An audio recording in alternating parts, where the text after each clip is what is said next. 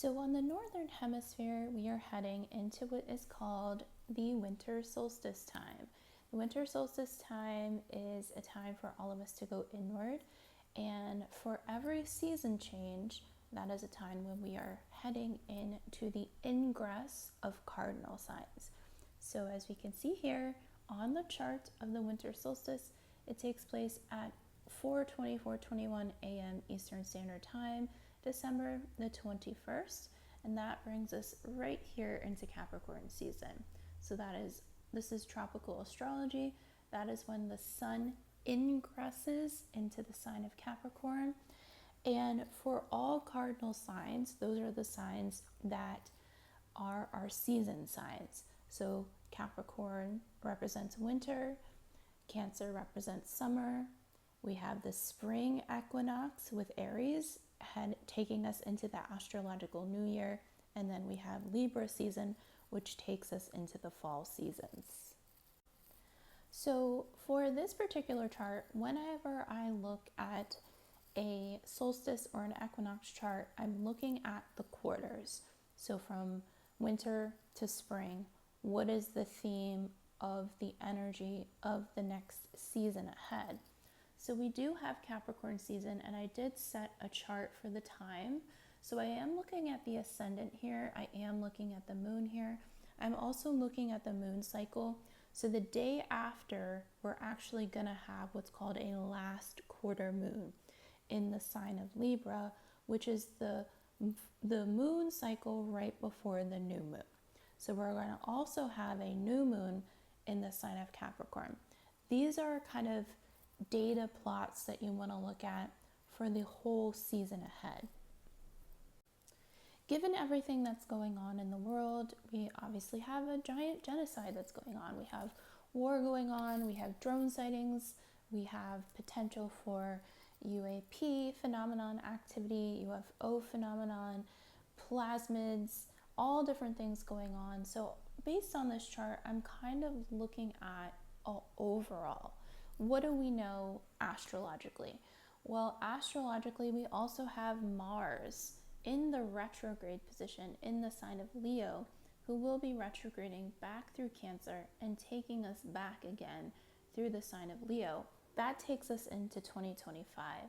I also know that before we get into the spring season, we're also going to have the influence of Venus retrograde in 2025. So it's interesting that the winter season for us in the northern hemisphere represents a time of going inward, a time of self-reflection, but it could be a time where you really feel isolated in general. And Capricorn season is about what we build and what we're here to do for the long term. So I'm going to pull some tarot cards just related to what are some things that we need to know going in to the winter solstice. What will help us? What tools will get us through? The first card is the King of Pentacles. Now, the King of Pentacles is about building our own, whether you want to call it a kingdom, whether you want to call it something for the long term. King of Pentacles takes his time. He's very discerning, related to earth signs. So earth signs are Capricorn, Taurus, and Virgo. So for this particular winter solstice, the moon is in the earth sign of Virgo as we head into the earth sign of Capricorn. Pallas Athena is very, very close by. And Pallas Athena is the goddess of wisdom.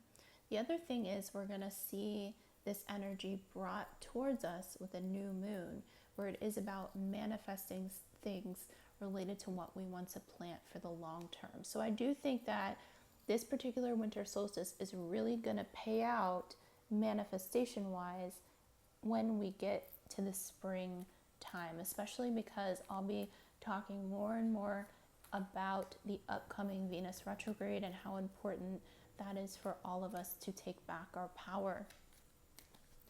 Are there any other recommendations for this winter solstice? Not an easy card, but we have the Seven of Swords. Anytime I pick this card, I always have to pick a card next to it because it is very Mercury retrograde. The Seven of Swords is about, in this I wrote trauma, So trauma and betrayal. But it is a card where I like to ask where. How can we get more clarity on this? So I have this card pop out. Interesting enough, we have these pentacles. We have the Knight of Pentacles and the King of Pentacles next to each other.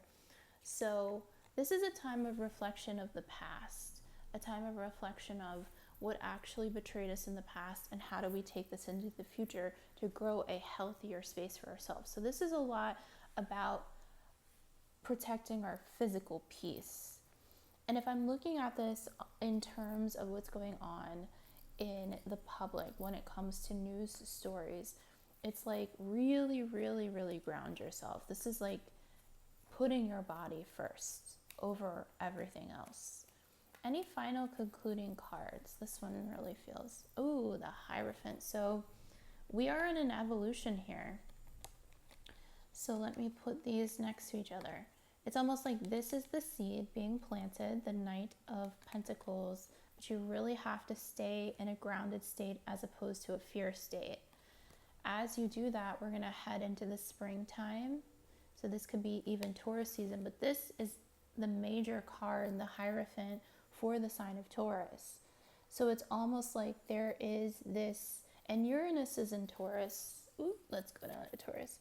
So Uranus right here, I'm used to doing this on my computer.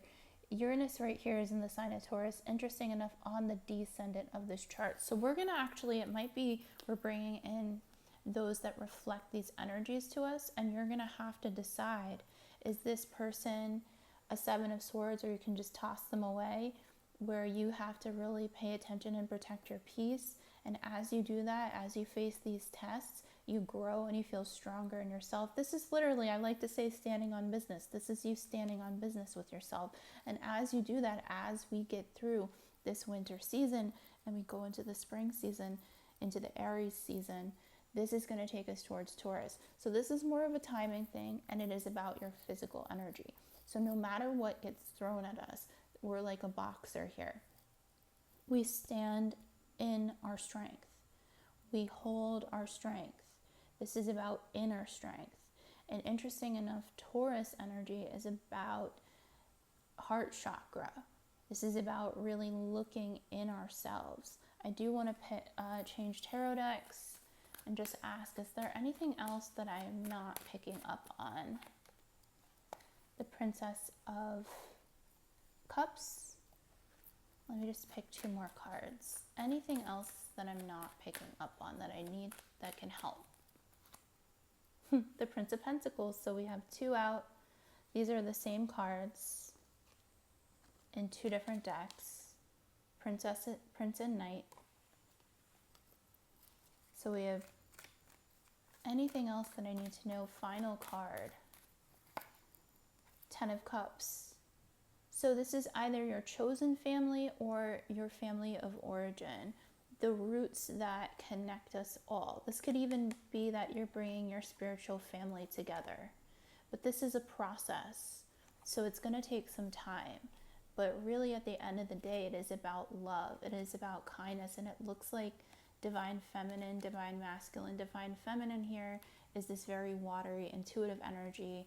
The divine masculine here is holding protective strength, and there's a lot of cards of protection around the BS that's being shown. So I think that these cards are really more of an energy reading, but at the end of the day, it is really about staying steady, staying grounded, and staying whole. So I hope this helped. If you have any questions, please comment below, and take care.